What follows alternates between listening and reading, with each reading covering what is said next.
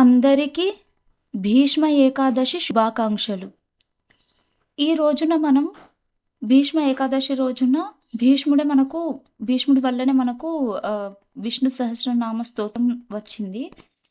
మనం ఈరోజు విష్ణు సహస్రనామ స్తోత్రం చదివితే చాలా మంచిది. ముక్తి లభిస్తుంది.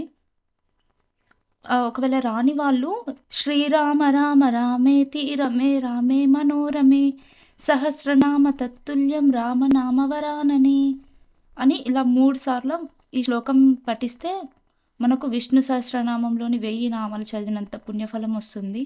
నేను విష్ణు సహస్రనామ స్తోత్రంలోని ప్రతి శ్లోకము రోజుకొక వీడియో అప్లోడ్ చేస్తున్నాను. రోజుకొక శ్లోకము మనం నేర్చుకుందాము. నెక్స్ట్ ఇయర్ లోపైన మనము ఇవి పర్ఫెక్ట్‌గా అవుతే మనము గూడా విష్ణు సహస్రనామ శ్లోకాలు చదువుకోవచ్చు. అందులోనే శ్రీరామ రామ రామేతి కూడా ఉంటది. ఈ శ్రీరామ రామ రామేతి ఈశ్వరుడు అంటే శివుడు పార్వతీదేవికి చెప్తాడు. విష్ణు సహస్రనామ స్తోత్రం చదివినా, ఈ శ్రీరామ రామేతి శ్లోకం చదివినా మనకు 1000 నామాలు చదివినంత పుణ్యఫలం వస్తుంది అని.